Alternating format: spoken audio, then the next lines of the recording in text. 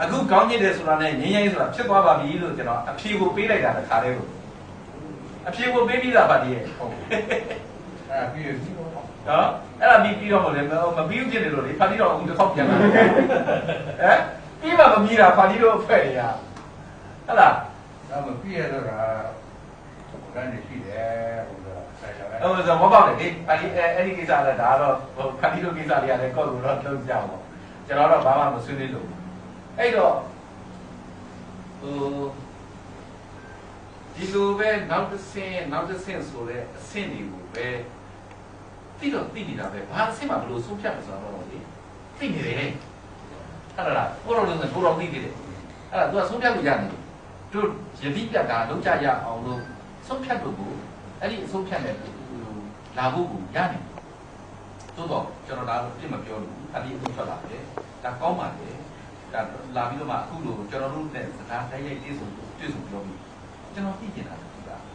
အေးမင်းဒီမှာဒီလိုအခြေအနေနဲ့နိုင်ငံတော်အစိုးရကတော့ဒီလိုပဲရှိပြီကျွန်တော်ကအရာကြီးချုပ်ကိုယ်တိုင်ငါတို့နဲ့တွေ့ဆုံတော့ပြောဆိုခဲ့တာဟုတ်လားအဲ့ဒါလိုပြောဆိုခဲ့တဲ့အနေအထားရှိနေပြီတို့ဘယ်လိုလုပ်ကြမလဲဘာလုပ်ကြမလဲဆိုတာကိုတိုင်ပင်လို့ရနိုင်ပါ့မလားရပါတယ်ရပါတယ်ဒီနေ့ရပါဘောဟမ်ရမယ်တက်ရတော့ကျွန်တော်မပါတယ်ဟိုနိုင်ငံရေးမှာတော့ဒီလိုလားဟိုအဲ့ဒါဟိုကျွန်တော်ကိုယင်းနှီးစွာနဲ့ဖာလီဟိုလည်းမဟိုယင်းနှီးစွာနဲ့သဘောထားပြီးတော့ဖာလီကျွန်တော်ပြောခွင့်ပြုလိုက်အဲ့ဒါနဲ့ကျွန်တော်ပြောမယ်နော်ဟိုနိုင်ငံရေးမှာတက်ပိုင်းဆိုတာနေရာမှာဖာလီကတက်အားလုံးတော့ပြောနိုင်တဲ့အခြေအနေမျိုးဖာလီဖန်တီးနေတာကျွန်တော်ကတော့တောင်းယူနေတယ်အဲ့ဒါနေရာရပါကျွန်တော်ပြီဆိုတော့ကိုဘက်ကလည်းဒါဟိုဖာလီလို့ကျွန်တော်တွေးခွဲတယ်ဆိုတော့အမြင်မျိုးနဲ့တွေးခွဲမယ်ဆိုတဲ့အမြင်မျိုးနဲ့ပြောတာပေါ့ခုနတပိုင်းဆရာတော့ရတယ်နိုင်ငံရေးပိုင်းဆိုင်ရာမရဘူးကဲအဲ့တော့နိုင်ငံရေးပိုင်းဆိုင်ရာနဲ့မရရင်ဖာလီပါဆက်လို့အဲ့ဒါကြောင့်မှန်ပြီ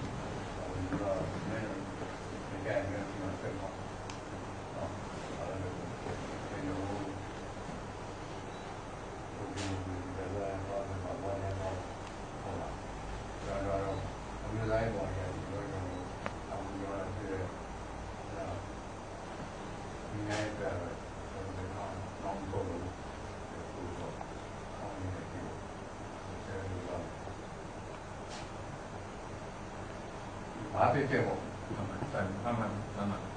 အဲ့တော့အဲ့လိုမျိုးကိုပြောနိုင်ဖို့ကဟိုဖာလီတို့စီစဉ်တော့လုပ်နိုင်တယ်ပေါ့။အဲ့ဒါပဲကဲအဲ့ဒါကိုလုပ်နိုင်တယ်ဖာလီကတော့ယုံကြည်သွားတယ်။အဲ့တော့ဟိုဘက်ကဖွဲ့နေတာပေါ့သူတို့မဖြတ်နိုင်ဘူး။ဟိုဘက်ကဖွဲ့တယ်တော့ပြောတော့ဘူးရ။အခုကဆိုရင်ကျွန်တော်ကြည့်ရတာတော့ရမယ်နေရာနဲ့ချက်မရတဲ့နေရာရှိတယ်။ကျွန်တော်တက်လာတော့တာကတော့ဆက်လာပြောတာရတော့ဘုရားကဒီလိုနားပြောရတာပဲ။အဲ့ဒါလည်းတာပြောမကောင်းဘူး။အဲ့ဒါတွေကတော့ဒီမရောက်တာတော့ရတယ်ဒီပုံစံကိုဖာလီတို့ကမနေကျူးစားမယ်။ကျူးစားကောင်းပါလေ။ဖာလီတို့အခုလာဆွေးနွေးရပါညာဆိုတော့နောက်လာဖာလီတို့ရဲ့အနေထားလေးသိရတယ်ဟုတ်။ဒီနေ့လည်းတက်လာမယ်။ဒီရာဒီတိုင်းထဲမှာရှိတော့ကရင်အနေနဲ့လည်းတက်တယ်ကို့လူမွန်ပြည်နယ်ထဲမှာရှိတော့အင်အားအရများမယ်ဆိုရင်ကရင်အနေနဲ့တက်နိုင်တယ်နော်သူကအင်အားကြီးများတော့နော်အဲ့တော့ဒီအမျိုးသားထွက်တော်ထဲမှာလည်းပဲကရင်တိုင်းသားတွေအများကြီးပဲပါကရင်ပြည်နယ်ထဲကတခုတည်းရဲ့ကျန်တဲ့တိုင်းနဲ့ပြည်နယ်မှာသူတတ်မှတ်ထားတဲ့အင်အားကျော်လို့ရှိရင်တော့အဲ့ဒါတော်တော်ကိုယ်စားဖြစ်နေရွေးလို့ရကြော့ဥမာကိုဟုတ်ပြီအဲ့ဒီပြည်နယ်ကကျွန်တော်တို့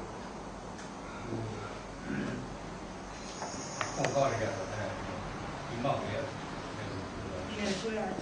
ည်နယ်အစိုးရရဲ့အစီအစဉ်နဲ့ပြည်နယ်အတွင်းမှာသုံးဆွဲခွင့်စီမံခွင့်ရှိတယ်။ဥပမာတိုက်ပွဲဖြစ်တယ်။ဟုတ်ပြီ။တိုက်ပွဲဖြစ်တဲ့ကျိုးဟုတ်ပါလိမ့်။ဟုတ်ပြီပြပရံတော့တွေ့ရမှာပေါ့။ပြပရံတော့ပထမဦးစားပေးရတော့ကျွန်တော်တို့ပဲ စစ်တပ်ကပေါ့ဟုတ်လားအဲ့တော့အဲ့ကျွန်တော်တို့ပဲဆိုတာလေအဲ့ဒီအချိန်ကသူတို့ဖွဲ့စည်းထားတဲ့တပ်မတော်ပဲဟုတ်လားအဲ့ဒီတပ်မတော်ပြင်ချမှာပဲပြီးတော့မှပါတီတော်မပါလို့ရဘူးလေဒီနေကဒီနေအဲ့ရပေါ်ပြောင်းပေါ့ဒီမှာအဲ့ဒီဘိုးဆိုရပြီမှာဟုတ်လားဘိုးဆိုရပြီတင်းတယ်လို့လားဒီကနေလို့ဒီလေဟုတ်တယ်ဒီကလည်းသူကမပြည့်တဲ့ဘိုးဆိုကနေလို့မှအကုန်လုံးလုပ်ပြီးရဲဒီလူစစ်နဲ့ရဲသူစတော့ဟိုရဲပဲဟိုရဲပြောတာအဲရဲပြောတာဘယ်မှာလဲဟုတ်ဘူးလေဒါကရဲဆိုတာကပါတီတို့ရဲ့အုပ်ချုပ်ရေးအာဏာအပြည့်အဝရှိရအောင်ရဲကိုဖွဲ့စည်းခြင်းဖြစ်တယ်။နော်ပါတီတော့အုပ်ချုပ်ရေးအာဏာအပြည့်အဝရှိတယ်ဟုတ်ပြီလား။ဒါမှမဟုတ်အဲ့ဒီကအဲ့ဒီမှာတော့ဒီမှာဆိုဒီမှာကပါမယ်ကျွန်တော်ပါဖိုင်ကျွန်တော်ပြောပြမယ်ပါတီကုနာကဟိုဖြတ်မေးလို့အဲ့တော့မျိုးသားတော်တော်ကြီးထဲမှာပါတီကကရင်တိုင်းရင်းသားတွေထဲကပြောရမယ်ဆိုရင်ကရင်ပြည်နယ်အတွင်းကတိုင်းရင်းသားလည်းပဲဒါတော့မဖြစ်မနေဘူးကတော့တက်တယ်ရပြီလားတခြားတိုင်းနဲ့ပြည်နယ်မှာဟာအင်အားအရာသတ်မှတ်ပေးထားတဲ့အင်အားအရာသူကဟိုရှိတယ်ဆိုရင်အဲ့ဒီအင်အားအရာမျိုးသားတော်တော်ကိုတက်နိုင်တယ်တက်မယ်ဒီလိုလေကျွန်တော်တို့ပြည်နယ်တိုင်းနဲ့ပြည်နယ်14ခုရှိဗမာပြည်နယ်ရလို့ရှိသူက ARV တိုင်းမန္တလေးတိုင်းပဲခူးတိုင်းရန်ကုန်တိုင်းမကွေးတိုင်းစကိုင်းတိုင်းအဲ့လိုရှိအဲ့ဒီတိုင်းထဲမှာလည်းပဲဥပမာလူမျိုးစုကလည်းပဲလူမျိုးစုံရှိ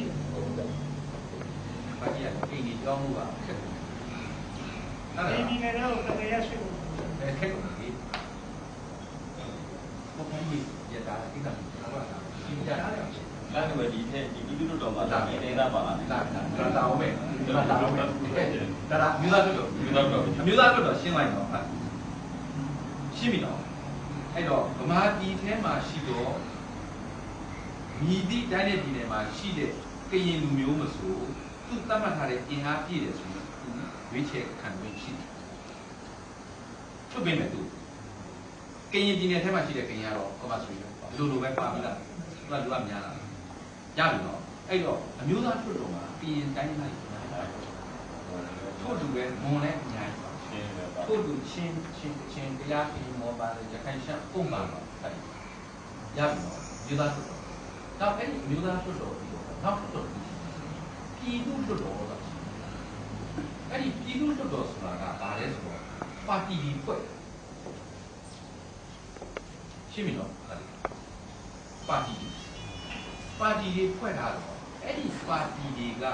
ရွေးချယ်တဲ့ကိုယ်စားလှယ်ရွေးချယ်ထားတယ်။ဟုတ်ကဲ့အဲ့တော့ဒီဘက်မှာလူမျိုးစုအနေနဲ့တိုင်းရင်းသားလူမျိုးစုအနေနဲ့တစ်ဖက်ကတက်ထားသလိုတစ်ဖက်ကလည်းပဲပါတီထောင်ထားသောပုဂ္ဂိုလ်များတက်။နော်အဲ့ဒီတစ်ခုကနေတော့ပါအချိုးကျပြည်တော်စုတွတ်တော်ဆိုတော့မှတွတ်တော်ကြီးတစ်ခုရှိပါဒါတော့အကိုကြီးပဲကြီးပဲထက်ဆုံးပဲအဲ့ဒီပြည်တော်စုလွှတ်တော်မှာဒီကတက်တဲ့အမျိုးသားလွှတ်တော်ကလူတွေကပြည်သူလွှတ်တော်ကလူတွေကသူအချိုးကျနေကျွန်တော်တို့စစ်ထုတ်ရရှိပါတယ်အဲ့ဒီအချိုးကျနေတဲ့ပြည်တော်စုလွှတ်တော်ကြီးကဒါအကုန်လုံးကိုအကြီးဆုံးကြီးဖြစ်ပြည်တော်စုလွှတ်တော်အမြင့်ဆုံးပဲကြီးပဲဒီချာအင်းဒီဟာကဒီချာအင်းနော်အော်ဒီပြည်နယ်ပြည်နယ်တွေပြောလို့ဟိုမှာနိုင်ငံသားတွေဘယ်လိုဒါတွေဖြစ်လာမယ်အဲ့ဒီဒါနိုင်ငံတော်အစိုးရရဲ့ဘိုးအစိုးရရဲ့မူဝါဒကလည်းခြားတာရှိတယ်ပြည်သူတွေမှာဒီဟိုရပြည်သူရဲ့ဒီဟိုပြည်သူရဲ့လာတာပါဘိုးကနေပြီးတော့မှကြီးကြပ်ပြီးတော့မှအကုန်လုံးစီစဉ်ပေးမယ်အကုန်လုံးကတော့ရှုပ်ပါဘူးသူသဘောနဲ့သူအကုန်ရှုပ်တော့အကြောင်းကလည်းမျိုးပေါ့ဒီတော့ဗေဒီစီစဉ်ခွင့်ပြုတယ်ဗေဒီစီစဉ်ခွင့်ပြုကတ်ချက်တော့ရှိမှာပေါ့ဘယ်အကြောင်းကဆိုရင်ဘိုးအစိုးရလုပ်မယ်ဘယ်အကြောင်းကဆိုဘယ်လုပ်ဆိုတာပြည့်ပြည့်တာခွင့်ပြုဘိုးမျိုးဆိုရဟိုဥပမာပြောတာဟုတ်တယ်ကျွန်တော်တို့ဒီပြည်နယ်တိုးတက်တဲ့ပြည်နယ်တရားသာတာပြောရင်တော့အများကြီးဟိုကဘယ်တရားပြည်နယ်ဆိုတာနည်းမျှပြအဲ့ဒါကဘိုးအစိုးရလည်းသူကစီစဉ်မယ်လေပါလိ အကုန်လုံးစီစဉ်တယ်ဒါတော့မျှပါမှာအကုန်လုံးလွတ်ပေးလိုက်လို့ရှိရင်လည်းပြည်နယ်နဲ့တိုင်းရမမျှဘူးဖြစ်တယ်ဟုတ်လားနောက်ဆိုရင်ပြည်နယ်ဘာမှ